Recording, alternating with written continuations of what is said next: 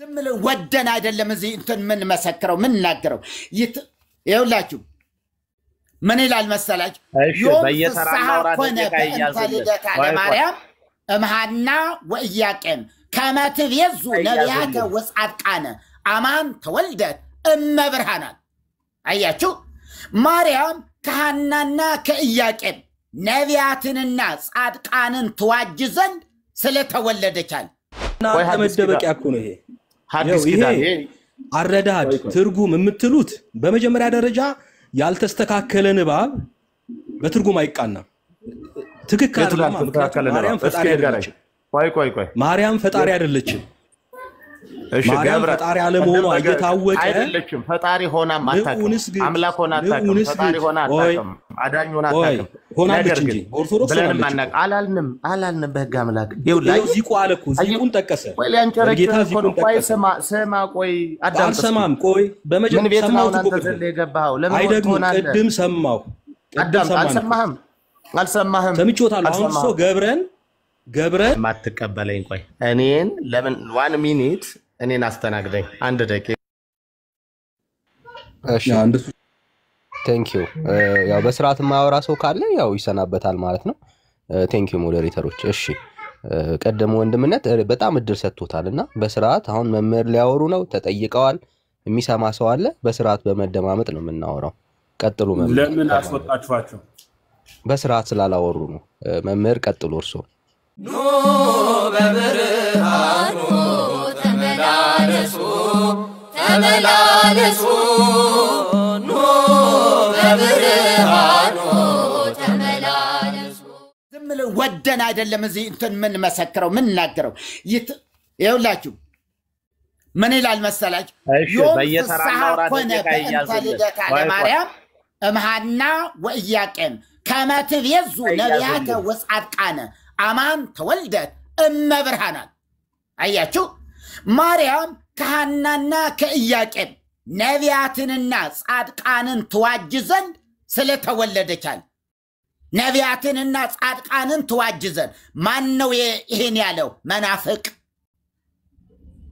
ነቢያትን እንዴ ዓለምን ሁሉ ሊዋጅ የተወለደ ማን ክርስቶስ ማን አለው ሐዋርያትና በመንፈስ ቅዱስ የተመሩ ሰዎች በዛቲ ድንግል ኪዳነ ምሕረት እንተባቲ ተሞአ ሞት ወተቀጥቀጠ ኃይሉ ለጸላኢ አያችሁ በዚህ በኪዳነ ምሕረት ሞት ተሸነፈ የጠላት ኃይል ተቀጠቀጠ ይሄ የሆነው በክርስቶስ ብቻ ነው መናፍቃን ግን ይሄን አሉ አሁን ያው መርጌታ ብዙ እየሰበኩ ይቆዩ እየሰበኩ ነው ይቆዩ በደንብ ይጠጡ መጀመሪያ መናል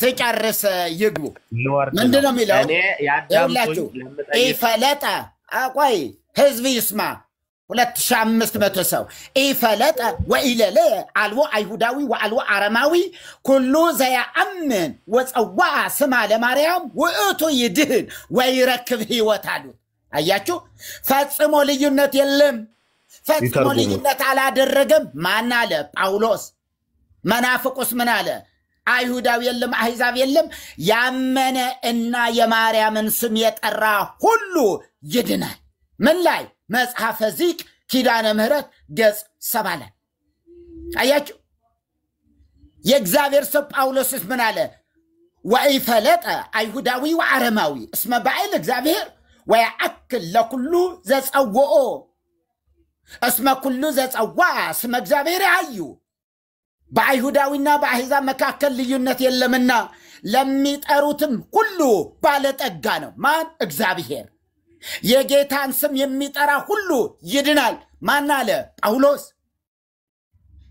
ስሁት ደራሲስ ምን አለ የማርያምን ስም የጠራ ሁሉ ይድናል ይሄ የክህደትና የመናፍቃን ትምህርት ነው አለ የክህደትና የመናፍቃን ትምህርት አንድ ጥቅስ ሰምቻችሁ ይቆዩ እንዴ ያው እንደዚህ ይላል ደግሞ ኦ ማይዶ ዘባሃቤኪ አደው አበው ቀደም እሞት ውስተ ህይወት ወብኪ ተሐደሰ ኩል ፍጥረት በጣም የሚገርም ነገር ነው እኮ የቀደሙ አባቶች ከሞት ወደ ህይወት የተሸጋገሩብሽ ድልድይ ሆይ አያችሁ ዓለም ባንቺ ዳነ ይሄ የክህደትና የመናፍቃን ትምህርት ነው ብለን እናምናለን የሰማነውን በእዝነ ልቦናችን ያሳድርብን ኤርሚዬ አናግራቸው እግዚአብሔር ይባርካችሁ በጣም እሺ ቬሪስ ግሩም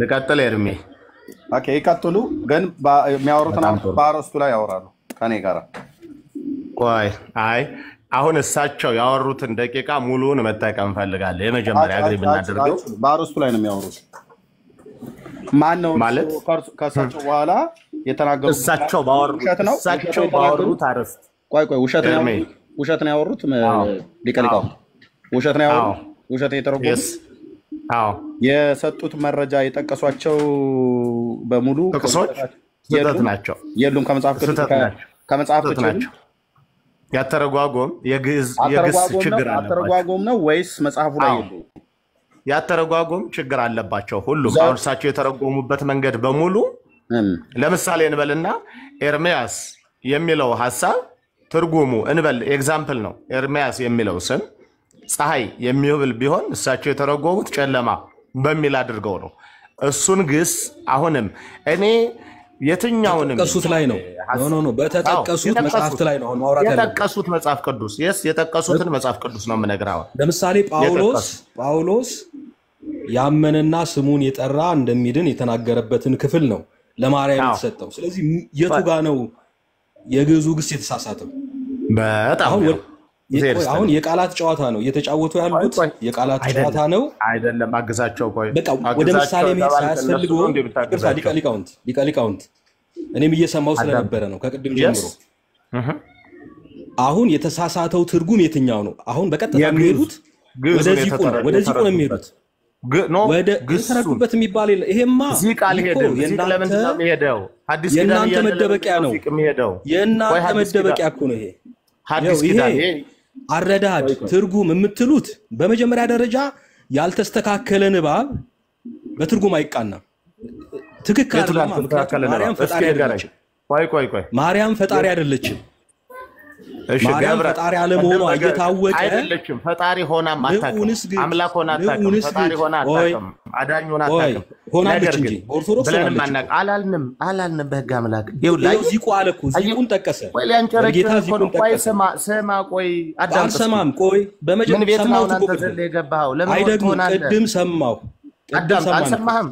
አልሰማህም ሰምቾታለሁ አሁን ሰው ገብረን ወደ ተለያየ አቅጣጫ ለመውሰድ ሞከሩ ለዘገብረት ብርሃናት አበይተ ማለት እሺ ምን ብለው ነው የሚተረጉሙት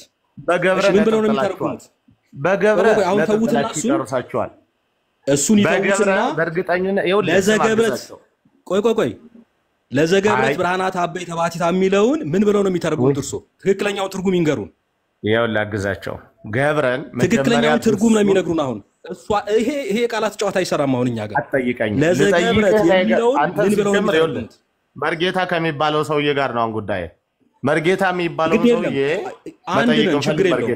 አንድ ነን አሁን ለዘገብረት የሚለውን አሳስታችኋል አሉ አይደል ለዘገብረት ብርሃናት አበይተ ባቲታ የሚለው እንደዚህ አይተረጎምም አሉ አይደለ አሉ እስቲ ለዘገብረት ብርሃናት አበይተ ባቲታ ምን ማለት ነው ትርጉሙን ብቻ ነው መጀመሪያ ይኸውልህ ገብረን ማለት ነው ኦኬ አንተ ገብረን ገብረ አይደለም ይተርጉምና ይንገሩ ከመርጌታ አንተ ትሻላለህ ገብረን አብራራልኝ አብራራው ይንገሩን በቃ ገብረን እርሶ ነው ያመጡት በቃ ትክክለኛውን እርሶ ይንገሩን ለዘገብረት ብርሃናት አበይተ ባቲታ ማለት ምን ማለት ነው ይኸውልህ ገብረ ብለው አይጠይቁኝ እኔ አይጠይቁኝ ለዘገብረት ብርሃናት አበይተ ባቲታ ምን ማለት ነው ገብረት እኮ ለሴት ነው ገብረ ለወንድ ነው ገብረት ለሴት ነው ያው ራሱ ለዘገብረት ነው ያሉት ለዘገብረት ብርሃናት አበይተ ባቲታ ምን ማለት ነው ገብረት ማለት እሺ ገብረት ማለት ምን ማለት ነው ገብረት ትገብር ለዘገብረት ብርሃናት አበይተ እሱን ቅኔ ቤት ሄደው ግሱን ይክሰሱ የግስ ጥያቄ አይደለም አሁን እኛ ጋር ያለው ለዘገብረት ብርሃናት አበይተ ባቲታ ምን ማለት ነው መጀመሪያ ይኸውልህ አሁን እየጠየቅኩት እኔን አይጠይቁኝ ምን አግብቶ ነው የምትጠይቅ ተጠይቀሃል ሳትመልስ አትጠይቅም እንዴ ያልተማረ ተሳስተዋል ካሉት እርሶ ነው ትርጉም አሳስተዋል ካሉ ትርጉም የተሳሳተው ደግሞ አንተ አይደለም እንድንታረም መርጌታ የተባለው ሰውዬ ነው መርጌታ የተባለው ሰውዬ ነው ችግር የለም እኔም እንደዛ ነው የምፈታው ትርጉሙን ካሳሳተ ትክክለኛውን ትርጉም ይንገሩን መርጌታ ነኝ ለዘገብረት ብርሃናት አበይተ ባቲታ ምን ማለት ነው መርጌታ ነኝ ያለው ሰውዬ ለዘገብረት ብርሃናት አበይተ ባቲታ ምን ማለት ነው አልፈል ይኸውልህ መርጌታ ነኝ ያለው ሰውዬ ይመልስልኝ መርጌታ አዳምጠኝ ኖ መርጌታ አዳምጠኝ አታዳምጥ ቆይ ዝም ብለህ አልቆይ አዳምጠኝ ቆይ ሊቀልቃውን ተይላል እንደ ዝም ብለው ይኸውልህ ለዘገብረት ብርሃናተ አበይተ ባሕቲታ ማለት ምን ማለት ነው ይኸውልህ አንድም ኦርቶዶክሳዊ እዚህ ቤት እንዳትሰሙት ውጡ እንጂ እኔ ላይ ሚውት እያደረጋችሁ አያውቁም በእርግጠኝነት ልንገራችሁ ይሄ ሰው መርጌታ መልስልኝ ለዘገብረት ይሄ ሰው ንባቡ ራሱ የሚመራ ነው አስቀድሞም ለእግዚአብሔር የተነገረው ለማርያም ሰጥቶ የተተረጎመ ወይም የተሰጠ ነገር ስለሆነ ምንም ሊያደርጉት አይችሉም ያላችሁ አማራጭ ምንድነው አረዳዳችሁ ልክ አይደለም አተረዋጎማችሁ እኛ እንደምንረዳው አይደለም ምናምን በሚል ነገር ውስጥ ነው እንግዲህ ለመደበቅ እየሞከረው ያሉት ግልጽ የወጣ ንባብ እኮ ነው አንድን መጽሐፍ ለመተርጎም ለመረዳት የተለየ ነገር አይጠይቅም እኛም በኦርቶዶክስ ቤተክርስቲያን ውስጥ ያደግን የኖርን ምን እንደሚባልም የሚሰጠንም ትርጉም አለ ከዛ ተነስተን እንጂ የተለየ ትርጉም ሊያመጡ አይችሉም ስለማያመጡ ወዴት ሄዱ ግሱን ወደ ማርባት ግሱ ምን ትርጉም አለው ከዛ ሐሳቡን ወደ መበተን እና በርዕሰ ጉዳዩ ላይም ማውራት ያለ መፈለግ ነገርም ያው ተስተውሏል አዎ ሄደው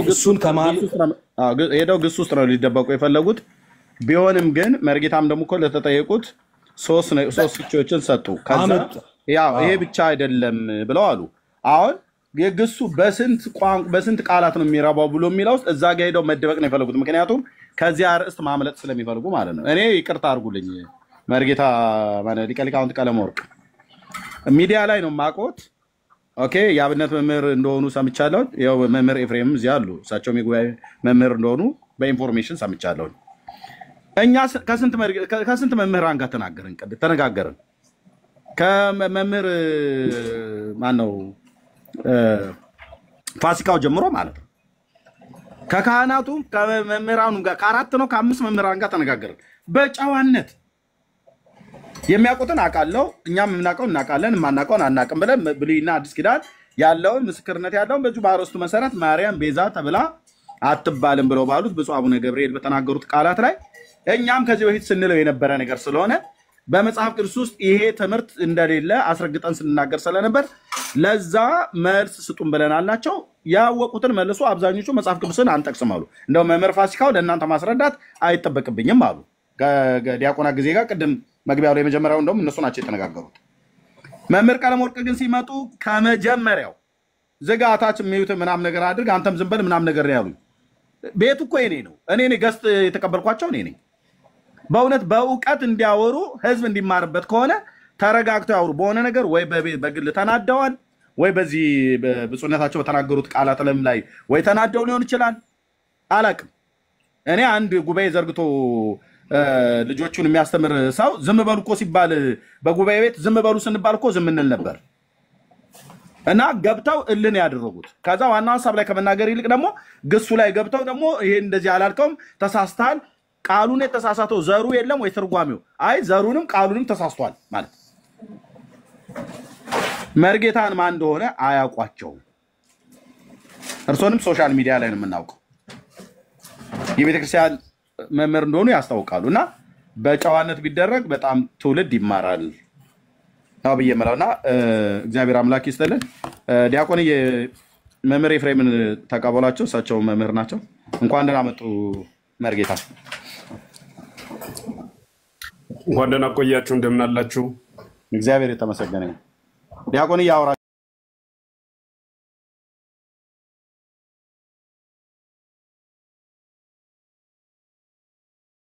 ለውን ማየት ነው እንጂ ጥሩ ትባላለች ብለዋል ጥሩ ነው ይሄ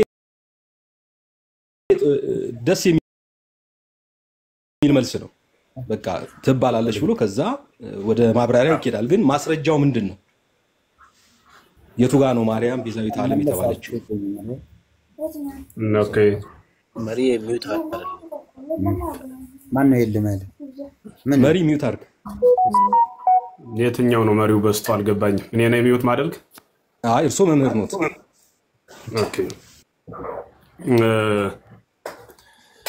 ማስረጃው ምንድነው? አሁን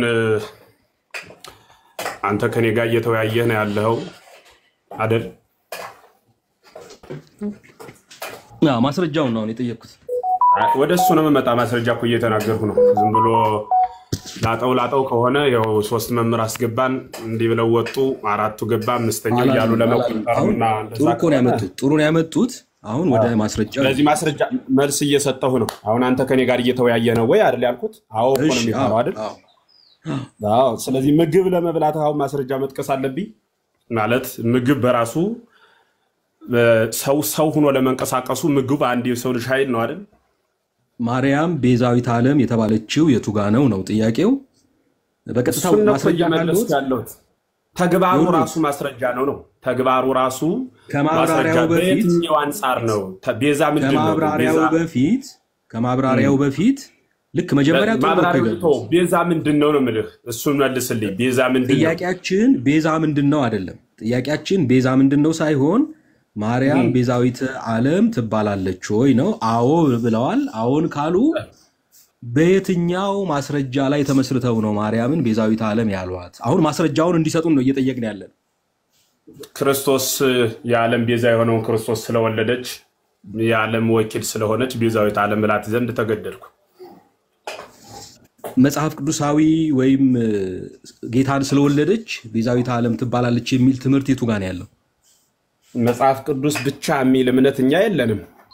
አይ ብቻ አላልኩም እኔ እኮ አሁን ሌሎች መጽሐፍትም ውስጥ ካለ ማለት ማርያም ኢየሱስን ስለወለደች ቤዛዊት ዓለም ትባላለች የሚል ትምህርት አለ ወይ ነው።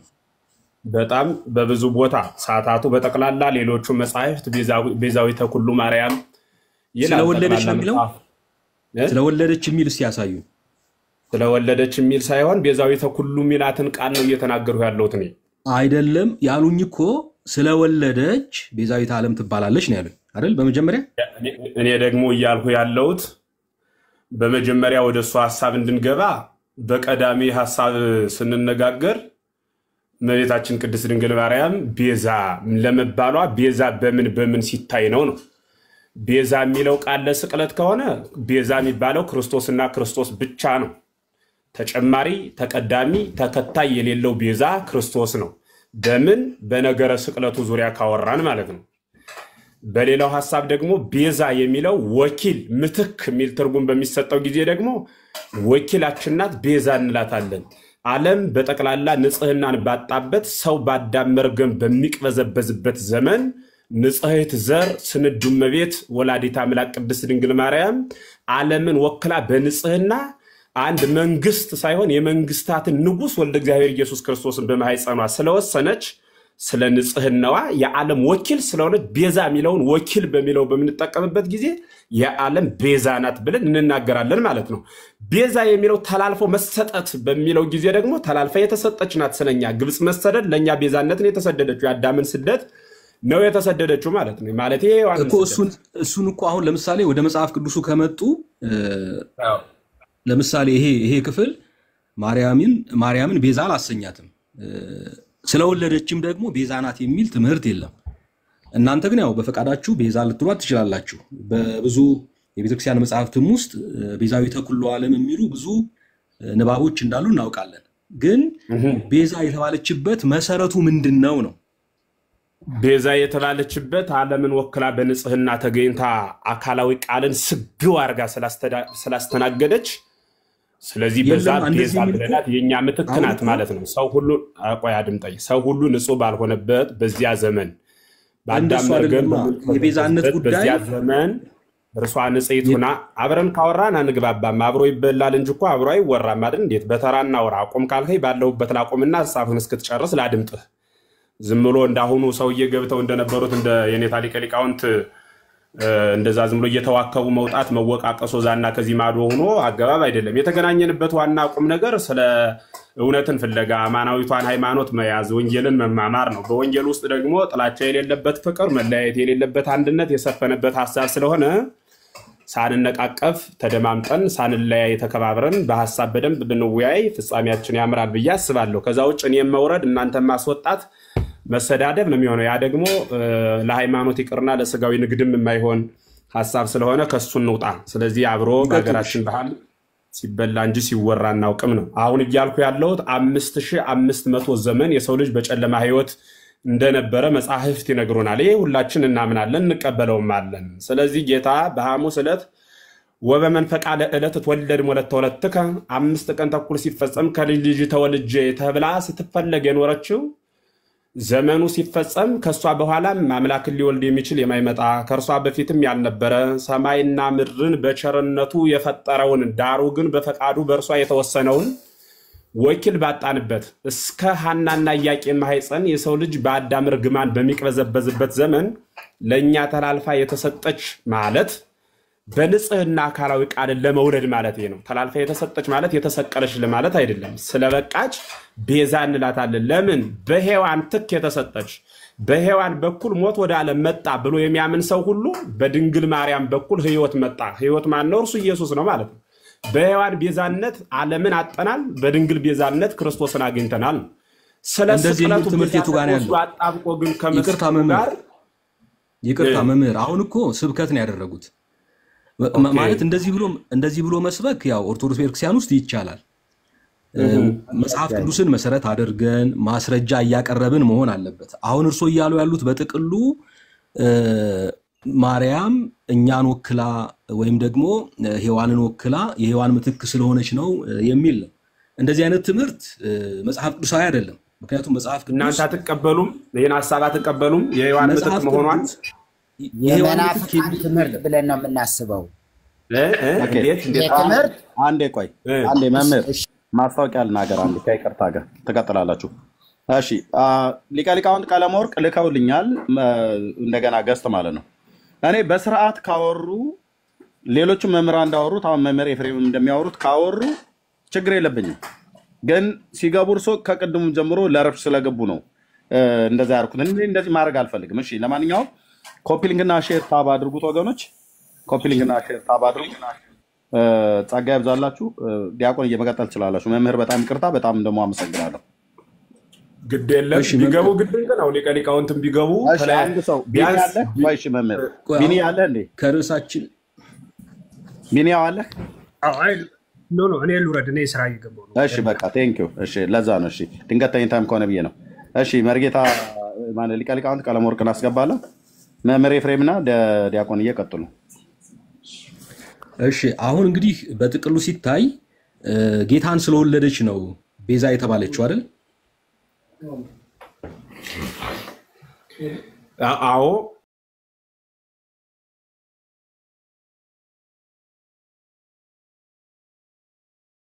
አልሞት ስትል 9,999 ወይም ደግሞ 99,999 ነፍሳት በአንድ ቀን ተጎንነው ገሃነመ እሳት ሲወርዱ ያሳያታል። በዚህ ጊዜ እሷ እንድታድናቸው ይማጸኗታል እነዚያ ነፍሳት። በዚህ ጊዜ ጌታን ትጠይቀዋለች። እሷ ምን ብላ? ልጄ ወዳጄ ሆይ እነዚህ ነፍሳት እባክህ ማርልኝ ትለዋለች። እርሱ ደግሞ ምን ብሎ ይመልሳል? እኔ የአዳምን ልጆች ከገሃነመ እሳት ወደ መንግስተ ሰማያት ያስገባሁት መከራ ተቀብዬ ሞቼ ተነስቼ ነውና አንቺም ለነዚህ ነፍሳት ስለ ኃጢአታቸው ካልሞትሽላቸው ዘላለም ገሃነመ እሳት ወርደው ይቀራሉ ይላታል። በዚህ ጊዜ እንግዲህ እሷ እነዚህ ነፍሳት በኔ ሞት የሚድኑ ከሆነ እንኳን አንድ ጊዜ 7 ጊዜም ልሙት ብላ ለመሞት ፈቃደኛ እንደሆነች ነገረ ማርያም ይናገራል። እዚሁ ድርሰት ላይ እዚሁ ታሪክ ላይ የተመሰረተው ድርሰት ደግሞ ወልድኪ ነፍሳተ ሶባ አራየኪ በእሳተ ኩነኔ ዘሐሙ ማርያም ትብሊ በእንቲአሁሙ ቅትለኒ ለቤዛሆሙ እንዳለች የአባ ጊዮርጊስ ዘጋስጫ ድርሰት ይናገራል። ልጅሽ በፍርድ እሳት የሚሰቃዩ ነፍሳትን ባሳየሽ ጊዜ ማርያም ስለቤዛቸው ወይም ስለመዳናቸው ግደለኛልሽ የሚል አለ። ያንን ይዘው እንግዲህ ብዙዎች ቤዛዊት ዓለም የሚሏት ከዚህ ጋር አያይዘው ነው። ብፁዕ አቡነ ገብርኤልም ማርያም የዓለም ቤዛ አትባልም ያሉት በዚህ አቅጣጫ ነውና አሁን ቤዛዊት ዓለም ሲላት ህዝቡ ይሄንን እያሰበ ነው። እናንተ ደግሞ በሌላ መንገድ ቤዛዊት ዓለም የሚለውን ላለመልቀቅ ሌላ ትርጉም እየሰጣችሁ ነው ያላችሁት እና ይህን ታሪክ እንዴት ነው የሚያዩት? በዚህ አቅጣጫ አይደለም ወይ ማርያም ቤዛዊት ዓለም የተባለችው በኦርቶዶክስ ቤተክርስቲያን? እርሶ ደግሞ እየነገሩ ነው ያሉት ስለወለደችው ነው የሚል ነገር ነውና እስቲ አንደኛ ስለወለደችው መሆኑን የሚያሳይ እንደው ከቤተክርስቲያን መጽሐፍትም ሊሆን ይችላል መውለዷ ቤዛ የሚያሰኛት መሆኑን የሚያሳይ ጥቅስ ካለ እሱን ከመጽሐፍ ቅዱስ ጋር አስማምተን ልናየው እንችላለን።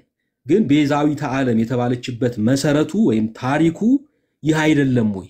ይህን ታሪክ ይቀበሉታል ወይስ አይቀበሉትም ነው የኔ ጥያቄ። ቤተክርስቲያን ውስጥ የማልቀበለው ታሪክ የለም። ቤተክርስቲያን እንደ እንግዳ ደራሽ እንደ ውሃ ፈሳሽ ጽፋ ያስቀመጠችው አንድም አይነት ክታብ የለም። ምናልባት ይህን ስል አንዳንድ ገንዘብ ለመቸርቸር ይመቻቸው ዘንድ በራሳቸው ሐሳብ ምኞትና ፍላጎት የከረተሱ ይኖራሉ። የነሱን ክርታስ እቀበል ዘንድ ደግሞ አልገደድም። አሁን የተናገርኸው ቃል ግን ነገረ ማርያም ነው። ይህ ነገረ ማርያም ራሱን የቻለ ርዕስ አጀንዳ የሚያስፈልገው ሐሳብ ስለሆነ ወደሱ ነው ምናመረው ማለት ነው። ለአሁኑ ግን መጀመር ቤዛ ላይ ጨርሰን ወደ ሌላ ብናልፍ ድንቅ ነው። 100 ዳቦ ከመላስ አንድ መጉረስ ይመስላል ኃይል የሚሆነንና ብዙ ሰዎች መልስ እየጠበቁ ያሉበት ሰዓት ስለሆነ አሁን ደግሞ በመቤታችን ሞት ዓለም ድኗል ወይ ወደሚለው ሽፍት ማድረግ ሳይሆን ቀጥታ ቤዛ ምንድነው የሚለው ላይ እንየው ነው። ቤዛን ቤተክርስቲያን ይቅርታ አሁንም ስናገር እየገባን ተወራ ከሆነ መግባባት አንችልም። መጫጫህ ነው የሚሆነው። አሁን የሰጠው ከቤዛ ይናገራል። ይቅርታ ሊቃውንት አይመለከቱትም። እርሱን ከሳቸው ጋር ያወራው ስለሆነ እርሱ ዝም ይበሉ። በተራውት ይናገራሉ። በኋላ እርሱን አልጠየቅኩትም። እኔ አሁን ያስቆምኳቸው ለምንድነው እንዳይናገሩ ወይም ለማደናቀፍ ሳይሆን ከርዕሱ የወጣ ነገር አይደለም እኔ የተናገርኩት። ቤዛዊት ለምሳሌ አሁን ቅድም አንዳንድ ሰዎች የከረተሱት አለ ብለዋል። ይህን ታሪክ ነው እያሉ ነው ወይስ ስለሌሎች ነገሮች ነው እያወሩ ያሉት? የቤተክርስቲያኒቱን ነገር እቀበላለሁ ብለዋል። ይህ ታሪክ በእርሶ ዘንድ ቅቡልነት አለ ወይ? ማርያም የሞተችላቸው ነፍሳት አሉ ወይ? እሱም በግልጽ ይንገሩ። ምክንያቱም ቤዛዊት ዓለም የተባለችው እዚህ ላይ ተመስርቶ ስለሆነ አሁን እናንተ እያላችሁ ያላችሁት ግን በነገራችን ላይ ነው ምናምን የሚለው ፕሮቴስታንቱ ቆይ ልጨርስ ሐሳብ ስለወለደችው ነው የሚለው ግን ልክ አሁን ቤዛ የሚለው ቃል እዚህ ጋር ተጽፏል እዛ ጋር ተጽፏል ለገንዘብ ለሐጥ ለምን ተነግሯል የሚለው እንደው ቤዛዊት ዓለም የሚለውን ለማደበስበስ እየተጠቀማችሁበት እንዳለ ነው የሚሰማኝ። አውቀዋለሁ ያው የቤቱን ማካሄድ ስለማውቀው እንደሱ አይነት ነገር ነው ያደረጋችሁ ያላችሁት። አሁን ይህ ታሪክ ነገረ ማርያም ነው። ነገረ ማርያም ላይ ብቻ ተወስኖ አልቀረም። አባ ጊዮርጊስ ዘጋስጫ በጸሎተ ሰባቱ ጊዜያት ውስጥ ዜማ ሰርተውለታል። ግጥም ገጥመው ዜማ ሰርተውለታል። ቅድም የጠቀስኩት ሌሎችም አሉ። ቅድም መርጌታ የጠቀሰው ከመትቤዙ ነቢያት ወጻድቃነ የሚለው እሱም ማርያም የተወለደችው ከመትቤዙ ነቢያትንና ጻድቃንን ለመዋጀት ነው ተብሎም የተነገረበት ሁኔታ አለ። ስለዚህ አሁን ማርያም የሞተችላቸው ነፍሳት አሉ ነው የሚለው። ይህን ታሪክ ይቀበሉታል ወይ ነው የኔ ጥያቄ። ምክንያቱም ቤዛዊት ዓለም የተባለችው በዚህ መሰረት ነው። በዚህ መሰረት አይደለም ካሉ ደግሞ እስቲ እንደው ምንጭ ጠቅሰው አሁን ብዙዎቻችሁ የራሳችሁን ማብራሪያ ነው ከጧት ጀምሮ እየሰማን ያለ ነው። እንዲህ ይላል እንዲያ ይላል የሚል ግን እንደ ቤተክርስቲያኒቱ ትምህርት የተጠቀሰ ነገር ካለ እሱ እንዲነግረን። እሺ ይቀጥሉ። እሱን ነው ማስረዳህ ያለ። ይኸውልህ ደህና ዋላችሁ ስንል ጥቅስ አንጣልኝ ከሆነ ለእያንዳንዱ ነገር ጠቅሰን አልዘልቅም። እኛ እንግዲህ ዝም ብሎ ጥቅስ ብቻ የሆነ ህይወት አይደለም። ህይወት ራሱ ምግብ የሰው ልጅ እንደሚያንቀሳቅስ ጥቅስ አንጣ እንዲህ የሚባል ጥቅስ የለም። እያንዳንዱ ሐሳብ የእመቤታችን የጌታ እናት መሆኗን ጥቅስ ንገረኝ። ይሄ ዓለም ያወቀው ፀሐይ የሞቀው ሐሳብ መጽሐፍ ቅዱስ ላይም የተቀመጠ ሐሳብ ነው። የጌታ እናት በመሆኗ ነው እሱ ላይ ነው ማብራሪያ እየሰጠው ያለሁት እንጂ አሁን አንተ እንደምትለው እመቤታችን ቅድስት ድንግል ማርያም አንተ ያነሳውን ሐሳብ ይዘህ በራስ ማብራሪያ ነው የምትሰጠው። ሌሎቹ መምህራን በራሳቸው ማብራሪያ የሚፈልግ ጉዳይ ስለሆነ እኮ ነው የምናብራራው። የማይብራራ ዝም ብሎ ራሱ ብቻ ተጠቅሶ በቃ እንዲህ ይላል ብቻ የሚል እምነት እኛ እንደሱ አይነት እምነት የለንም። ምክንያቱም መጻሕፍት ካልተተረጎሙ ገብስ ካልተፈተገ አይበላም፣ መጻሕፍትም ካልተተረጎሙ አይያዙም። ትርጓሜ ያስፈልጋቸዋል፣ የሚተረጎሙ ናቸው። በጣም ብዙ የመጽሐፍ ቅዱስ ክፍል ጠቅሼ ሊተረጎም የሚገባው ነው እሱማ እንደምትለኝ አምናለሁ። ስለዚህ እያልኩ ያለሁት የዓለም ቤዛ በእመቤታችን ሞት የዳነ በነገራችን ላይ ከፕሮቴስታንት ዓለም በየጊዜው ከሚነሳው ጥያቄ አንዱ ታምር ገድል ላይ ማብራሪያ ስጡኝ ይሄ አልገበኝም ማለት ይቻላል፣ ገድል ላይ ማለት ነው። ታምር ላይ ግን ማብራሪያ መስጠት የሚፈልግ መምህርም እርሱ የዋህ ነው፣ የሚጠየቀው ሰውም አላዋቂ ነው ብዬ ነው የምተቸው። እንዴት ካልከኝ ተአምር እኮ ነው። ተአምር ማለት መልዕልተ ሕግ ነው። ምሳሌ በእመቤታችን ሞት የተረፈ ወይም ከሲኦል የወጣ ነፍስ አለ ወይስ የለም የሚለው ጥያቄ እኔ ማብራሪያ አልሰጥም። እንዴት ካልከኝ ከአቅም በላይ ነው። ምክንያቱም መጽሐፉ ራሱ መጀመሪያው ተአምር ነው የሚለው። ተአምር እያለ ተአምር ማለት እኮ ከሰው ሕሊና በላይ የሆነ በፍጡርና በፈጣሪ መካከል የተሰራ አንድ ልዩ ከአስተሳሰብ ውጭ የሆነ ማለት ነው። ይህ ደግሞ በእኛ አስተሳሰብ ውጭ ቢሆንም በአምላክ አስተሳሰብ ግን የሚዳኝ ነው። ተአምር ለሚለው ቃል ማብራሪያ አምጡ። እኔ ለተአምር ማብራሪያ አልሰጥም። ተአምር ከሕሊና በላይ ነው። በመንኳን በእናቱ ሞት ይቀርና በቅዱሳኑ ሞት ሁሉ ነፍሳትን እንደሚምር ቃል የገባ አምላክ ነው። መሐሪ ስለሆነ እርሱ ማረን፣ በቅዱሳኑ ጸሎትና ረድኤት ደግሞ እንደሚምረን ራሱ ባለቤቱ ነግሮናል። የት ላይ ካልኸኝ እናንተ እንግዲህ በምድር ያሰራችሁት በሰማይ የታሰረ ነው ማለት ስልጣንን ለሐዋርያት ሲሰጣቸው የሚያስር የሚፈታ ስልጣን ሰጧቸዋል ማለት የጸለዩለት እንደሚጸድቅ የማይጸልዩለት ደግሞ ከነርሱ ውጭ የሆነ ሰው ደግሞ በኃጢአት ቀንበር ቢያዝም የሚያላቅቀው ካህን ከሌለው ድህነት እንደሌለው ራሱ ባለቤቱ ወልደ እግዚአብሔር ኢየሱስ ክርስቶስ ነው የነገረን። ይሄን እያብራራን ምን ማለት ነው እያልን እንይዘዋለን። ማብራሪያ ስንጀምር ከራስህ ነው የምታመጣው የሚለው ቃል ከራሳችን ሳይሆን ከቤተ ክርስቲያን የነገረችንን ነው የምናብራራ ማለት ነው አይደለም። አሁን በመጀመሪያ ደረጃ መምህር በመጀመሪያ ደረጃ ተአምር አይደለም እኮ ይሄ ተአምር ሳይሆን ነው የሚል ቃል አይደለም። ነገረ ማርያምን ያነሳ ነው። ተአምር ሳይሆን ማርያም የሞተችበትን ማርያም የሞተችበትን ሁኔታ ነው የሚያብራራው። ተአምር አይደለም። እሱን ነው ማለት ያ ነገር ነው። አሁን የእመቤታችን የሥጋ እረፍት በራሱ የእመቤታችን የሥጋ እረፍት በቤተ ክርስቲያን አስተምህሮ ሰው ስለሆነች ርቱ ፍርዱ የቀና ሥላሴ ለዓለም ሁሉ የነፍስ ከሥጋ መለየትን የሰጠ በእናቱ የማያደላ መሆኑ ለመግለጽ፣ በሌላ በኩል ደግሞ ከልጇ ጋር ሞትን ለመሳተፍ የተደረገ ሞት እንጂ እንደኛ የግድ ሞት የኃጢአት ሞት ከኛ በፊት እንደነበሩት ማለት ነው በብሉይ ኪዳን እንደነርሱ የሞተችው ሞት አይደለም የእርሷ ሞት። ለምን ከተባለ እሱ ሌላ ርዕስ ነው። አሁን ይኸውልህ ሐሳባችንን አይበቱም። አሁን እኛ እያልን ያለነው ማርያም ቤዛ ሆና የሞተችላቸው ነፍሳት እንዳሉ ነገረ ማርያም ይናገራል። ይሄ ተአምር አይደለም። ተአምር ሳይሆን ቀጥተኛ ስናነበው የሚገባን ማብራሪያም የማያስፈልገው ነገር ነው። እናንተ ለሁሉ ነገር ማብራሪያ እኮ መስጠት አይጠበቅባችሁ። ለሁሉ ነገር አንድምታ አያስፈልግም እኮ ምክንያቱም ግልጽ ነው። ለምሳሌ ጴጥሮስ ትምህርት አይደለም። ቆይ አዳም የሉተር ትምህርት ነው። ጴጥሮስ አይደለም ማብራሪያ ያስፈልገው የሚባል እንጂ የለም። ሁላ በራሱ ተአምር አይብራራም ማለት ተአምር አይብራራም። ቆይ ተአምር አይብራራም አሉ አይደለ? ከተአምረ ማርያም ላይ አሁን ተአምረ ማርያም ላይ የተጻፈውን ደግሞ ስንጠቅስ የኛ አረዳድ አለ የኛ ትርጓሜ አለ ብላችሁ ትርጉም እንዳለው አድርጋችሁ ነው የምታቀርቡት። አሁን ወደ ነጥቡ እንመለስ። ወደ ነጥቡ ምክንያቱም ወደ ተለያየ አቅጣጫ ሐሳባችንን አትበታት ነው። አሁን እየወሰድከኝ ያለው እንኳን ስለቤዛ አንዴ ሐሳቡን ይጨርስና መምህር አንዴ ይሰሙታል። እርሶ ሲያወሩ አግዝ በጣም ሲሰማ ነበርና አንዴ ሐሳቡን ይጨርስ። ከዛ በኋላ ደግሞ የእርሱን ሐሳብ ለመስማት ጊዜ እንሰጡታለንና ካለዛ ግን እያንዳንዱ ቃል ሲናገር አይደለም የቆ አይ አሁን ይናገር አድምጠዋለሁ በደንብ ሐሳቡን ጨርስ። እንደሱ የገባውበት ሐሳብ ቤዛ ላይ ስለሆነ በእርሷ ሞት የተረፋለ ወይ የለም ወይ የሚለውን ተውትና እያወራን ያለነው እኛ ቤዛ እመቤታችን ትባላለች ወይ ነው ጥያቄው። ጥያቄያችን እሱ ነው። ሚውት አድርጉትና እንዲያሳውቁ። እሺ ኦኬ። አሁን ይኸውልህ ወንድምነት እሺ አንዴ ይቅርታ ጋር ወንድምነት ቡና አልጠጣ ቤቱን ምራው ዳንዬ ቴንክ ዩ። እሺ ወንድም ያ እሺ መምህር አሁን ምንድነው የኛ ዋናው ጥያቄ እሱ ነው። እርሱ ደግሞ እሱ መመለስ አልፈለጉም። እሱን እንተውና እያሉ ነው። ምክንያቱም ነገረ ማርያም ውስጥ ያለ ታሪክ ነው። በነገረ ማርያም ትምህርት የሚያምኑ ከሆነ ፖለቲካ አይደለም። ምክንያቱም ማርያም ቤዛዊት ዓለም የተባለችው ለ99999 ነፍሳት ስለሞተች ነው። አባ ጊዮርጊስ ዘጋስጫ ነገሩን ነው።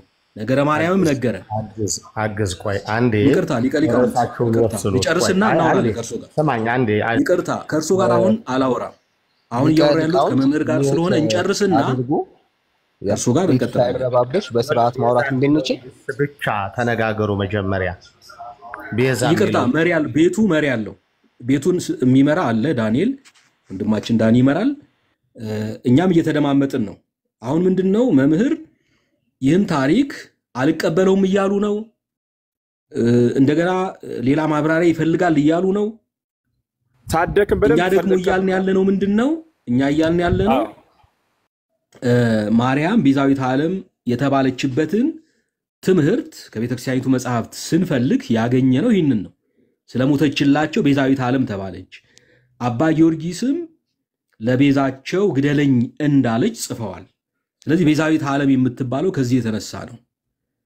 የሚል ነው እርሱ ይህንን ለምንድነው በትክክል ወይ አምነዋለው ካሉ ማብራራት ነው ልክ አይደለም ካሉም ልክ አይደለም ይበሉንና ቤዛ የምትባለው ጌታን ስለወለደች ነው በሚለው እንያዝሉት እሱ ነው ይያልን ያለው ለምን የብፁዕ አቡነ ገብርኤል ሐሳብ የዓለም ቤዛ አትባለም ሲሉ ከዚህ አንፃር እንደሆነ ግልጽ ነው ምክንያቱም ቤዛ ሆኖ የሞተልን ክርስቶስ ነው ብሎ በግልጽ ተናግሯል ይሄ የነገረ ማርያም ታሪክ ግን ይሄንን ሐሳብ የሚቃረን ነው ስለዚህ ሁለቱን ማስታረቅ ስለሚኖርብን የነገረ ማርያምን ታሪክ አይቀበሉትም ወይ ነው የኔ ጥያቄ ለምን አትቀበለኝ ቆይ እኔን ለምን 1 ሚኒት እኔን አስተናግደኝ 1 ደቂቃ እሺ ቴንኪው ያው በስርዓት ማወራ ሰው ካለ ያው ይሰናበታል ማለት ነው ቴንኪው ሞዴሬተሮች እሺ ቀደም ወንድምነት በጣም እድል ሰጥቶታልና በስርዓት አሁን መምህር ሊያወሩ ነው ተጠይቀዋል የሚሰማ ሰው አለ በስርዓት በመደማመጥ ነው የምናወራው ቀጥሉ መምህር ለምን አስወጣችኋቸው በስርዓት ስላላወሩ ነው መምህር ቀጥሉ እርሶ 1 ሚኒት አዳምጡኝ ይያሉ ከናንተ ልጆች አሁን እየገቡ ሐሳብ ሲሰጡ የነበሩ አልነበሩም እነሱን ለምን አላስወጣችሁም አያችሁ ውይይቱን የሆነ ወደ ግሩፕነት ነው ወስዳችሁ ለእርሱ ግል እየሰጠኑት ነው ለእርሱ እንዳይረበሹ ነው ቀጥሉ እርሱ አሁን ቀጥሉ አይ መቀጠል ይችላል ግን እንደዛ ተብሎ እንደ ህፃን መደለል ሰውም ስላልሆንኩኝ እሳቸው ማስወጣቱ አሁን ተገቢ አይደለም እኔ እሳቸው ለምን ወጡ በሚለው ጊዜ መጨረስም አልፈልግም ግድ የለም እኔ በድጋፍ ማቆመው ሐሳብ አይደለም ያለኝ የኖርሁበት ነው እንጂ መናገር ዛሬ ከሳቸው ሰምቼ አይደለም ማስተምረውና ምንም የሳቸው መውጣትም መኖርም ግድ የለም ለእናንተ ግን አንድን ሰው ማስወጣት አንዱን ማከበር ይሄ ተገቢ አይደለም እሳቸው የሚናገሩት ያንኑ የቤተ ክርስቲያን ሐሳብ ስለሆነ ይሄን ታሪክ ተቀበለዋለህ ወይ ነው ጥያቄው አዎ በደንብ ተቀበለዋለሁ ወይ የእናንተ ችግሩ ያው መናገሪያችሁና መስሚያችሁ አንድ መሆኑን ሳስብ በጣም ይጨንቃል እግዚአብሔር በሚያውቅ ሐሳብ ተሰጡና ሐሳብ ሲመልሱላችሁ በዛው ደግሞ አብሮ መናገር ከዛ እናንተን ዝም በሉ ስንል የስንንጫጫ የኩታራ ሰፈር ይሆናል ማለት ነው እሱን ታውታው ተቀበለዋለህ ወይ አዎ በደንብ ተቀበለዋለሁ አክብረን ነው ያወራን ያለ ነው በስርዓት አክብረው ያወሩ ለእርሱ ጊዜ እያወራው ነው ግን አንድ ሰው ጋር ነው ማወራው አይደል እንዴ 10 ምትሆኑ ለምንድን ነው ማወራው አንድ ሰው ጋር ነው በቃ አግዛቸው ነው ማን የሚባል ሰው ጋር አይደል ማወራ ያ ስለዚህ ሌላ ሐሳብ ቤቱን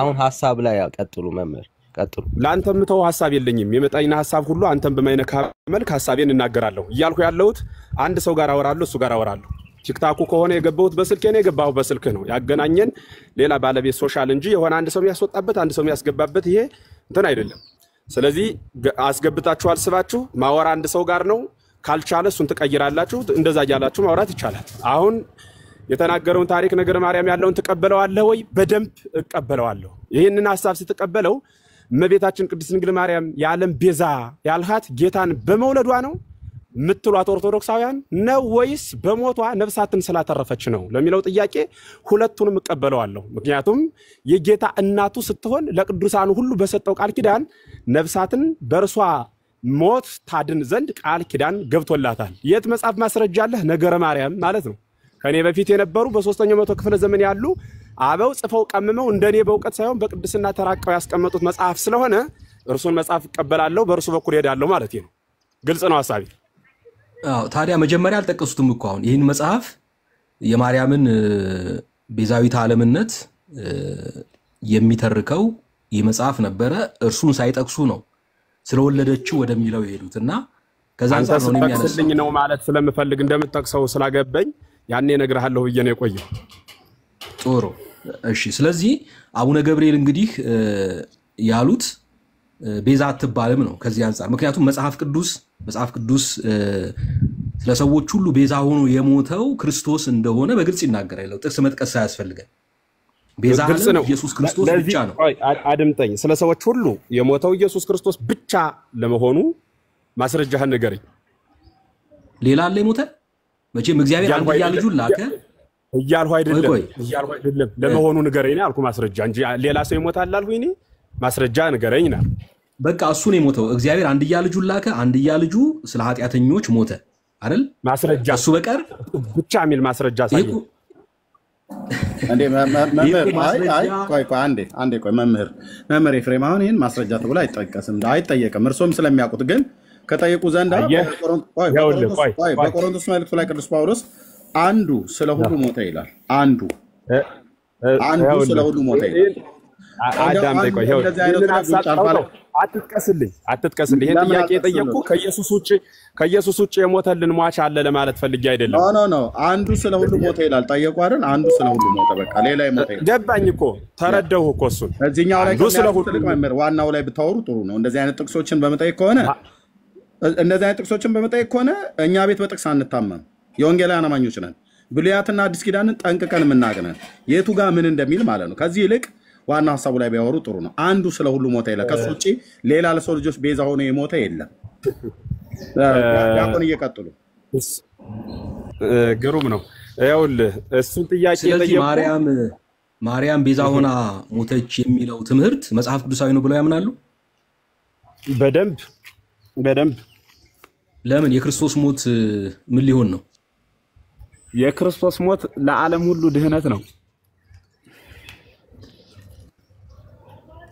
የማርያም ሞት እኮ ለነዛ ለ99999 ነፍሳት ከገሃነመ እሳት ወይም ከሲኦል ወደ ገነት እንዲገቡ እንደሆነ ነው ነገረ ማርያም የሚናገረውና ይህ ከእግዚአብሔር ቃል ጋራ የሚጋጭ አይደለም ወይ?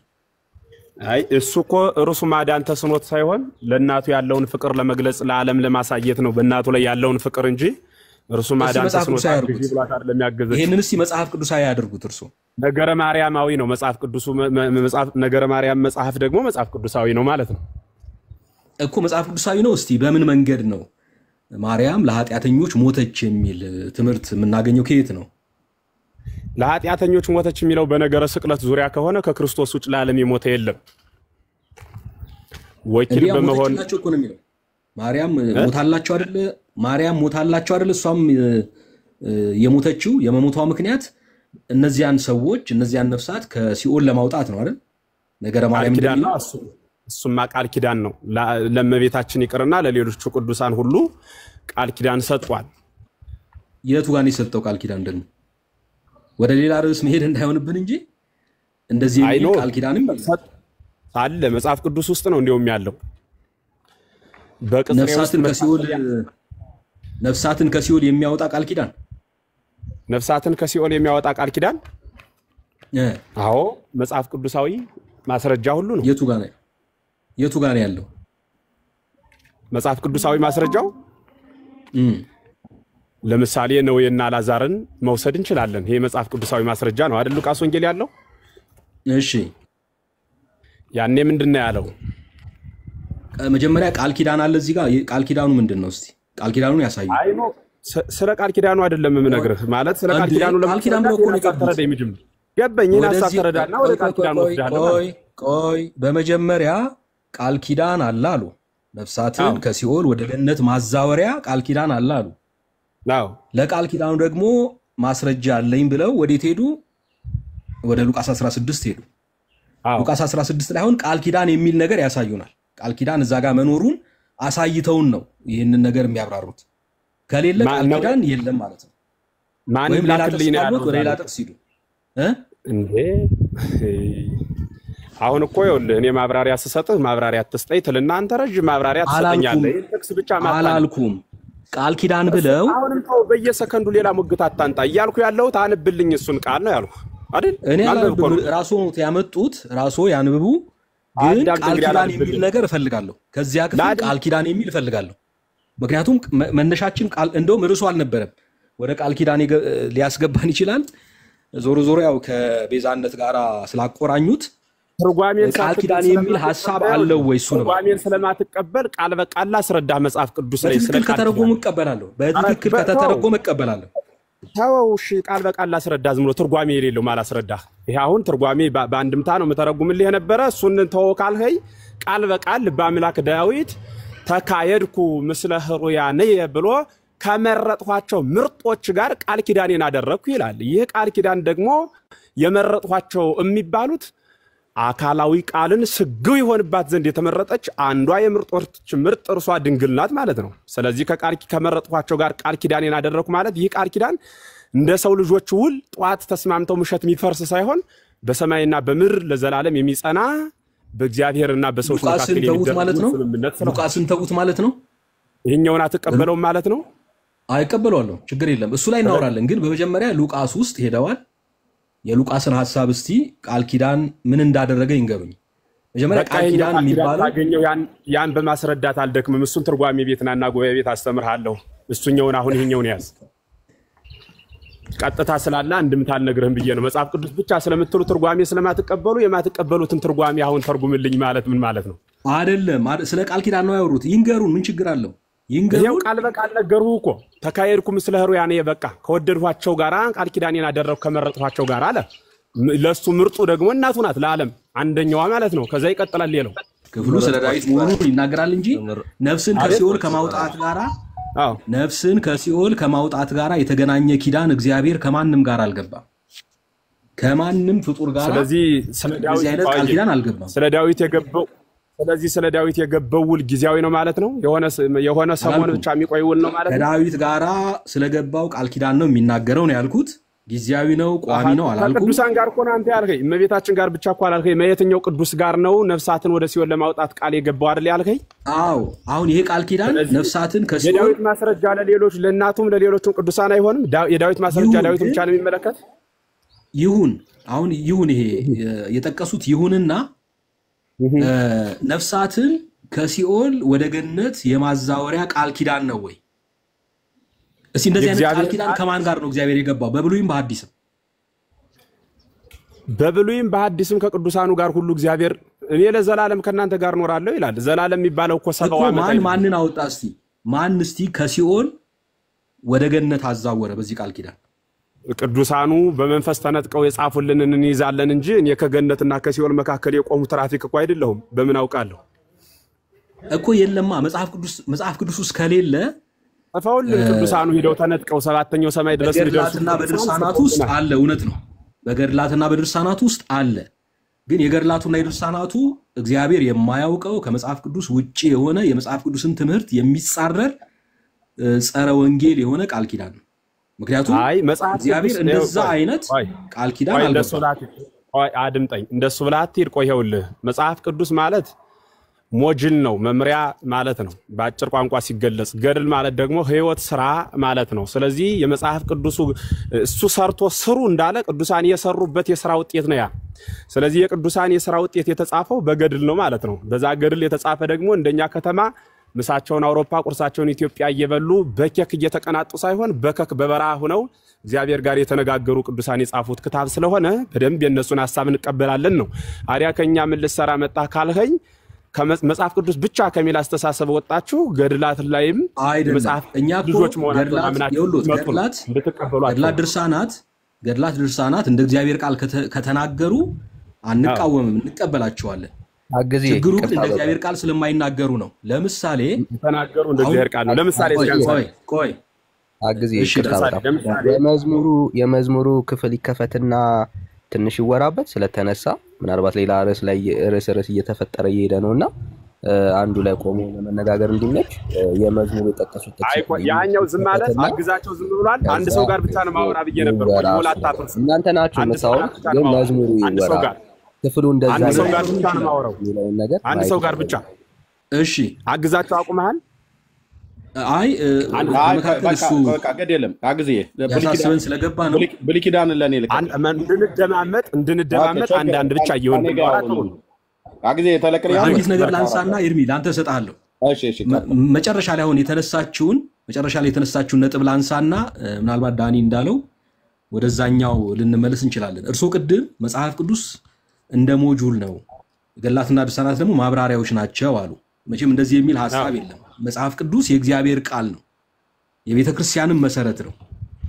አሁን ሞጁል የሚል ፈልገህ ነው መጽሐፍ ቅዱስ ውስጥ? ቆይ እንደሱ ለምን ይላሉ መምህር? ሕፃንማ ይጫወቱ። እኔ አሁን እንደሱ ማለት አይደለም። የመጽሐፍ ቅዱሱን ክብር አላዋቂና ጉንዳን ላይ ነው ስለመሰለኝ ለማንኛውም በመጽሐፍ ቅዱስ ውስጥ የሞቱ ቅዱሳን አሉ። ለምሳሌ እስጢፋኖስ ተወግሮ ሞተ።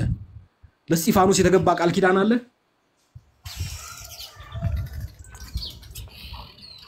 አሁን ገድላትና ድርሳናትን ስናነብ ቃል ኪዳን በተለይ ከሚሞቱት ቅዱሳን ከተባሉት ከሰማዕታት ከቅዱሳን ጋር በተገናኘ ሊሞቱ ሲሉ ነው ጌታ ይገለጥና በስማቸው ይህንና ያንን የሚያደርግ እንደሚድን ከሲኦል ወደ ገነት እንደሚዛወር ሌሎችም ነገሮች እንደሚያገኝ የሚናገሩ ቃል ኪዳኖች ተገብተዋል።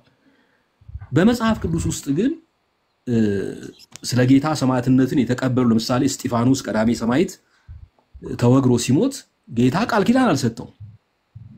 ያዕቆብ ተገደለ፣ ቃል ኪዳን አልሰጠውም። ሌሎችም ራእይ ውስጥ የምናገኛቸው ተቀበሉ የሚባል ቃል ኪዳን የለም።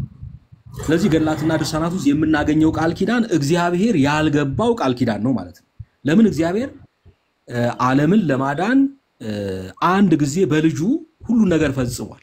ሰው የሚድነው በዚያ በኩል ነው እንጂ ከዛ የጎደለ የቀረ ነገር ኑሮ በቅዱሳኑ የሚሟላ የሚል ትምህርት የለምና መጽሐፍ ቅዱስ የማይናገረው ትምህርት ነው ይሄ ገድላት ውስጥ ያለው። ስለዚህ ገድላት ማብራሪያ ነው የሚለው ውሸት ነው። ቢሆን ደስ ባለን። ገድላትና ድርሳናት እንደውም የሚሰብኩት ሌላ ወንጌል ነው፣ ልዩ ወንጌል። ክርስቶስን ወደ ጎን አድርገው በቅዱሳኑ በመማፀን መዳን እንደሚቻል ነው የሚሰብኩት። ዋና ትምህርታቸውም እሱ ነው እንጂ እናንተ ቀለል አድርጋችሁ መጽሐፍ ቅዱስን ለማብራራት የተጻፉ ናቸው እንደሚባለው አይደለም። እሺ አንዴ እሷሽ ላይ ብቻ ልበልና አንድ ግን ወደዛ ሐሳብ ከመግባቴ በፊት አንድ ደቂቃ ብቻ ማትሞላ ሐሳብ መናገር ምንድነው? ውይይት ብዙ ጊዜ በተለይ ተናገር እውነቱን ነው። ኦኬ እሱ ፔጅ ላይ ሌላም ቦታ ይከፈትና መምህራን ሲገቡ አንዳንድ ወንድሞች ሲገቡ ውይይት ያለውና መወያየቱ ድንቅ ሆኖ መልካም ሆኖ በጣም የሚከፋኝ ነገ እንዳይገናኙ ተጣልተው ተረካክሶ ተሰዳድቦ መለያየት ይሄ ከክርስትና ይቅርና ከስብዕና የማይጠበቅ ህይወት ስለሆነ ነገ ከነገ በኋላ ምናልባት እናንተን እውነትን ይዘናል ብላችሁ ካሰባችሁ በሐሰት የቆምነውን ወደ እናንተ ለመውሰድ እንድትችሉ በተቻለ አቅም ትህትና በተመላበት ሰውን በማያስቀይም ሐሳብ ብትሄዱ ጥሩ ነው። በአንጻሩ ደግሞ እኛም እውነትን ያዝን እኛንን ስለሆነ ያልነው ወደኛ ለማምጣት በፍቅር ከሆነ ወንጌልን መረዳዳት ስለሚቻል ሳይጣሉ መለያየት በጣም ድንቅ ነው። አንዱ እሱ ነው። ሌላው መጨረሻ ላይ አንዲት ጥያቄ እንድጠይቅ ደግሞ ያው ተጠይቄያለሁ እስካሁን እድል ተሰጡ ያላችሁ ማለት ነው። አሁን ወደ አልከው ስመጣ እኔ ገድላትና ድርሳናትን ሳይ ድንቅ የሚልህ ምኑ ነው ካልከኝ እግዚአብሔር እኮ የተሰጣ ልብስ አንድ ሰው ከኔ ደጃፍ ልብስ ቢያሰጣ ክላማ ፀሐይን ተገንከኝ ይባላል። እንዴት ፀሐይ በሆነ ልብስ የምትተገን አይደለችም። የእግዚአብሔር ቸርነት በአንድ ቅዱስ የሚተገን አይደለም እያልሆ ነው። ምኑ ነው አዲያ የሚደንቅህ ካልከኝ የእግዚአብሔር የቸርነቱ ብዛት በጣም ድንቅ ግርምም ይለያል። እንዴት ካልከኝ ሰውን በገነት አስቀመጠው፣ ተንፈራፍሮ ያልተፈቀደለትን በልቶ ወርዶ መጣ፣ ራሱ መጥቶ ከራሱ ጋር አስታርቆ ዓለምን ይቅር ብሎ በደሙ ዓለምን ቀድሶ ሄደ። አሁንም ሲስት ሶስተኛ እድል ንስሐ ሰጠ። ያ ብቻ አይደለም፣ በቅዱሳኑ መስመር እነርሱን መስለን በእነርሱ ጸሎት በእነርሱ ቅድስና ተማጽነን እንድንጓዝ ደግሞ ተጨማሪ እድል የሰጠ እግዚአብሔር ነው። የትኛው ላይ ከሰማይ ሰማያት ለመውረዱ አዳምን በገነት ማስቀመጡ መጽሐፍ ቅዱሳዊ ማስረጃ ነው። ቅዱሳኑን የምልጃ ስራ እንዲሰሩ እንደሰጣቸው የሚያስረዳው የቱ ላይ ነው ካልኸኝ ለምሳሌ በየትኛውም አይነት የፕሮቴስታንት ቤት የምልጃ ስራ ማለት ከሲኦል ወደ ገነት ማለት ነው። ባጭር ቋንቋ ሌላ አይደለም ትርጉሙ። የምልጃ ስራ ስለ ሸፍታ አደረገ እንዳትለይ ብዬ ነው። ስለዚህ ከሲኦል ወደ ገነት ያስወጡ ዘንድ የሰጣቸው የትኛው ቦታ ላይ ነው ካልኸኝ የእግዚአብሔር የቸርነቱ ጥግ ይገርመኛል ያልኩህ ለምሳሌ ጌታ ከመረጥኳቸው ጋራ ቃል ኪዳኔን አደረኩ ብሏል ብያለሁ። ያ ብቻ አይደለም፣ የምልጃ ስራ በምን ይገለጻል? እስኪ በምድር ላይ ካልከኝ ለምሳሌ ዛሬ አሁን አንድ ፓስተር ይጸልያል። ይሄ እኮ በህይወት እያለ ነው ትላላችሁ። ብዙ ጊዜ መልስ ትሰጡ ሰማለሁ። ፓስተሩ ሲሞት የሚሞተው ነባቢት ነፍስ ናት ወይስ ደግሞ ኢ ነባቢት ስጋ ነው? ነባቢት ነፍስ በኢ ነባቢት ስጋ በኩል ነው የምትናገረው እያልኩ ያለሁት። ነፍስ ህያዊት ናት፣ እንደ ህያውነቷ ኗሪ ስለሆነች ትኖራለች። ለባዊት ናት፣ እንደ ለባዊነቷ ልብ አድርጋ ነገር ትይዛለች፣ እንደ ነባቢነቷ ስትናገር ትኖራለች ማለት ነው። ስለዚህ የነርሱ የቅዱሳኑ ምልጃ ለዘላለም የሚቀጥል መሆኑ መጽሐፍ ቅዱሳዊ ነው ከማለትም ባሻገር ስነ ተፈጥሯዊ ነው ማለት ስነ ተፈጥሯዊ ነው ማለት ነው። ለምሳሌ እኔ ነባቢ ለባዊ ህያው እንደመሆን የመጠን በእኔ ነባቢነት ለባዊነትና ህያውነት ለዘላለም የሚኖር ነባቢ ለባዊ ህያው የሆነ ነፍስ አለ በውስጤ ማለት ነው። ይህ ነፍስ የሆነ ጊዜ የሚያቆም ነፍስ ከስጋዬ ሲለይ እኔና እግዚአብሔር የምንገናኝበት መስመር ሊያቆም የሚችልበት መስመር አይደለም፣ ይቀጥላል ለዘላለም ማለት ነው። ለምን ከተባለ እግዚአብሔር የሙታን አምላክ አይደለም የህያዋን ነው እንጂ የተባለ እኮ ምን ማለት ነው ካልከኝ ህያዋን የተባልን እኛ ነፍሳችን ህያው ትሆና ለዘላለም ስለምትኖር ነው። ስለዚህ መምህር አሁን እርሶ ባጸደ ስጋ ቢሞቱ ባጸደ ነፍስ ቢሆኑ እማልዳለሁ እያሉ ነው እርሶ? አዎ ይማልዳሉ። አዎ እና ቅዱሳን እኮ እንደዛ ነው የሚማልዱት። አሁን ስለዚህ ማርያም የጌታችን ናት በሰማያት ሆና ስለእናንተ ልመናን ታቀርባለች። በጣም እንጂ ውዳሴ ማርያም የሰኞ የአንድምታ ትርጓሜ ለምንድን ነው ብሎ የሚለው ትርጓሜ ሳሊ ለነ ቅድስ ብሎ በሚለው ላይ አይ አንድ ጊዜ ስለምታማልደው ማማለድ ነው እንጂ የሚለው ነው። አይ ምንድነው ብሎ የሚለው ዛክ ላይ ሳሊ ለነ ቅድስ ብሎ የሚለው ላይ ማማለድ የምትኖር ሆነ አይደለም የሚለው ነው። ልመናስ እንኳንስ በሷ በሌሎችም የለባቸውም። ከዚህ በኋላ እንኳንስ በሷ በሌሎችም የለባቸውም። በቀደመ ልመናዋ የምታስምር ስለሆነ ይሄንን አለ እንጂ ይላል። እውነት ነው ይላል። ታዲያ ስለዚህ አሁን እንኳንስ በሷ በሌሎችም እኮ የለባቸውም ነው ብሎ የሚለው በሰማያት ልመና ሰጥቷታል ነው። እርሶ ኬት አመጣው? አይልም። ልመና አሁን በሰማይ ተለምንላለች ነው ያሉት። ውዳሴ ማርያም አንድምታ ትርጓሜ ግን ሊቃውንቱ የተረጎሙት ልመናስ እንኳንስ በሷ በሌሎችም የለባቸውም። ከዚህ በኋላ እንኳንስ ልመና በሷ በሌሎችም የለባቸውም። በቀደመ ልመናዋ የምታስምር ስለሆነ ይሄንን አለ እንጂ ይላል። ታዲያ ማርያም በሰማይ እኮ ልመና አታደርግም ነው ብሎ የሚለው። አይ ይኸውልህ ማርያም በሰማይ ልመና አታደርግም የሚለው ቃል ምን ማለት ነው? አንድ ጊዜ የተሰጣት ቃል ኪዳን ለዘላለም ስትወስንበት የምትኖር ስታደርገው የምትኖር ለምሳሌ በሰዎችና በእግዚአብሔር መካከል ሰኞ አበበ ሲስት አሁንም ማክሰኞ ሲስት እያለች አይ አልልልሽም እልሻለሁ የሚል በሱና በሷ መካከል መለማመን የለም። ልመና እንኳንስ በእርሷ በሌሎቹም የለም። በቀደመ ልመናዋ የምታስምር መሆኗን ማለት አንድ የቃል ገብቶላታል ማለት ነው። በምሳሌ ሲገለጽ አንድ ድርጅት በምሳሌ ልገልጽልህ ግልጽ እንዲሆን ሁሌ 3 ቀን ነው 4 ቀን ስጠይቀው ስለሰማሁ ነው ይህን ጥያቄ ሌላ መምህራንም ጋር ዛሬ ልንገር መምህርዬ ምሳሌ ሳይገባኝ ሲቀር ነው ገብቶኛል አሉ። ምሳሌ ሳይገባኝ ሲቀር አይደለም ሰርተው ገብቶኛል። ድንቅ ጌታችንስ መድኃኒታችን ኢየሱስ ክርስቶስ አሁን በሰማያት ልመና ያደርጋል? ማን? ጌታችን መድኃኒታችን ኢየሱስ ክርስቶስ ወደ አባቱ ወደ እግዚአብሔር አብ ወደ አባቱ ወደ እግዚአብሔር አብ እግዚአብሔር ወደ ልመና ያደርጋል ወይ? አዎ። ስንት መለኮት አለ? አንድ መለኮት ነው ያለው። ልመና ያደርጋል ወይ? በተለየ አካሉ እሱ ጥያቄ መልስ እየሰጠው እኮ ነው። በተለየ አካሉ የዚህ መለኮት አንድ መለኮት ነው ያለው። በተለየ አካሉ ግን የዚህ መለኮት ስንት አካል አለ? የጠየቁትን መልሱልኝ። መለኮት ስንት ነው? በተለየ አካሉ እኮ አልኮትኝ። ይሄ መለኮት በሶስት አካል በሶስት ስም እንደዚህ ያለው የጠየቁትኝ። አሁን ሌላው ጋር ሂዱ። ኢየሱስ ክርስቶስ አሁን በሰማያት በአባቱ ቀኝ ሆኖ ልመናን ያቀርባሉ ይላል። የሥላሴን የኩነት ስም ንገረኝ እስኪ አንዴ ባጭሩ። እሱ እንድመልስ አልጠየቁትም። እሱ አይደለም ጥያቄ። ጌታችን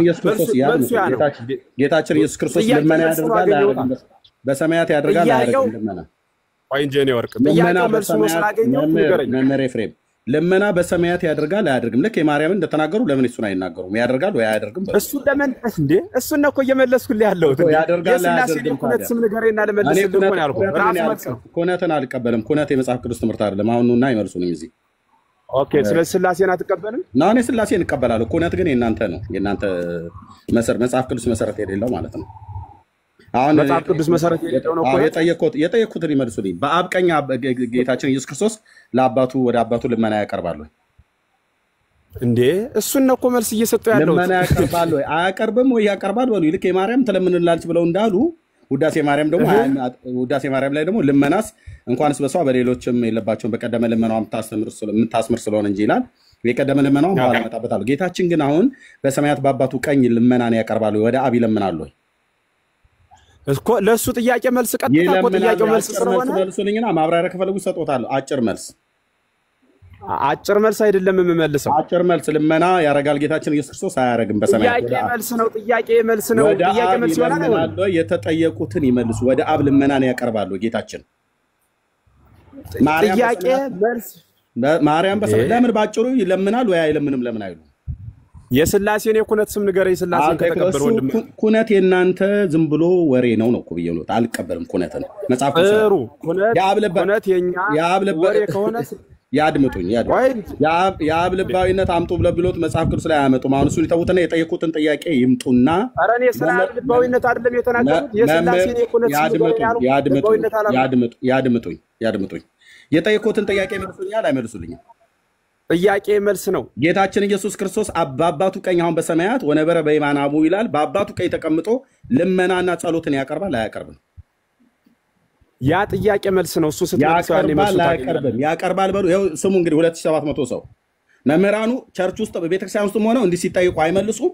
ሶሻል ሚዲያ ለም ሲመጡ አይመልሱም። የማርያም ሲሆን ወዲያው ነው የሚመልሱ። ማስታወቂያ መስራቱን ተወውና ያድምጡ። የማርያምን ሲሆን ወዲያው የማርያምን ሲሆን ያድምጡ። መምህርዬ የማርያምን ሲሆን ወዲያውኑ ላፍታም አልቆዩም፣ ወዲያውኑ መለሱ። የጌታችንን ግን ተናነቀውት። አሁን በአባቱ ቀኝ ልመናና ጸሎትን ያቀርባል። እንደ ኒያቲዝም ነበር የሚለው ታሪክ ታውቋለህ? አንዱ ከትክክል ያለው እሺ በቃ አሁን እሺ ሚዩት ኒያቲዝም ነበር አለ ይባላልና መምህርዬ ሚዩት ያርጉት። በቃ ሚዩት ያርጉት። ለህዝቡ ልናገር፣ ለህዝቡ የዘመናት የቤተክርስቲያን ሚዩት ያድርጉት። መምህር ጠይቄዎት አልመለሱልኝም። የማርያምን መለሱልኝ። የጌታችን ኢየሱስ ክርስቶስን ግን ሲደርስ ወገቦት ተያዘ ማለት ነው።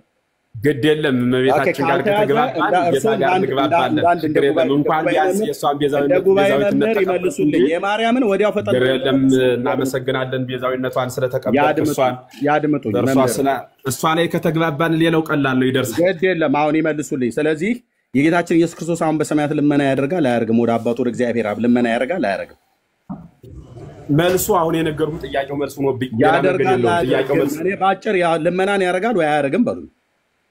የሥላሴ የኩነት ስም ወልድ ይለምናል አይደለም የሚለው ነገር ይናገራል። ሚዩት ያድርጉት።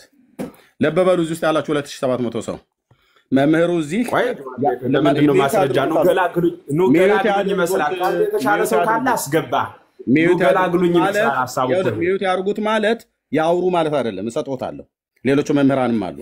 ሚዩት ያርጉት ማለት ያውሩ ማለት አይደለም። እንደ ጓደኞት እንደ መርጌታ እንደ ሊቀ ሊቃውንት ቀለመወርቅ ከሆኑ ታች ይወርዳሉ ማለት ነው። መምህርዬ ሚዩት አርጉት ማለት ግን ተቤት የሚያሳዩ ከሆነ ታች ይወርዳሉ ማለት ነው። እኔ በትህትና ነው የጠየቅኩት። ይመልሱልኝ ነው ብያልኩት። ካልመለሱልኝ ዘንዳ ቤቱ ያንተ ስለሆነ ያው ትችላለህ ማስወረድ። ሚዩት ያድርጉትና እኮ ያወራሉ ሰጦታለሁ።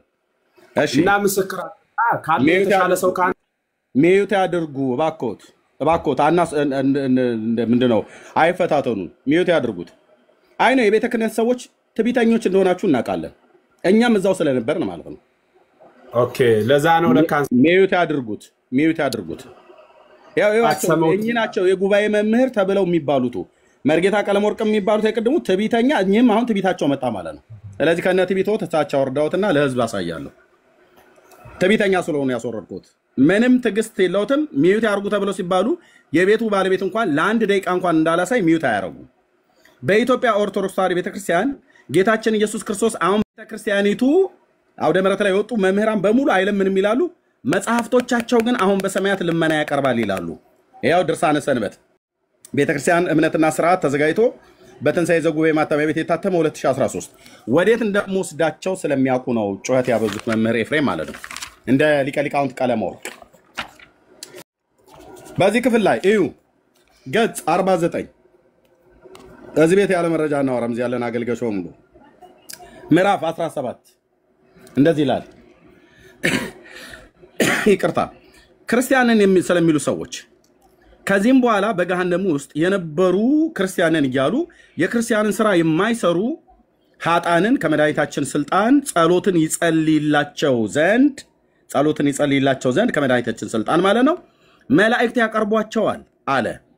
መድኃኒታችን ክርስቶስ ከባህሪ አባቱ ከአብ ከባህሪ ሕይወቱ ከመንፈስ ቅዱስ ጋር ያስታርቃቸው ዘንድ ያቀርቧቸዋል። መላእክት ከየት ነው የሚያቀርቧቸው? የኃጣንን ነፍሳት ክርስቲያንን ብለው የሚሉትን ከሲኦል ነው የሚያቀርቧቸው። ወደ ማን የሚያቀርቧቸው? ወደ መድኃኒታችን ወደ ኢየሱስ ክርስቶስ። ለምን? ጸሎትን ይጸልይላቸው ዘንድ። ከዚያስ ከባህሪ አባቱና ከባህሪ ሕይወቱ ከመንፈስ ቅዱስ ጋር ያስታርቃቸው ዘንድ ያቀርቧቸዋል።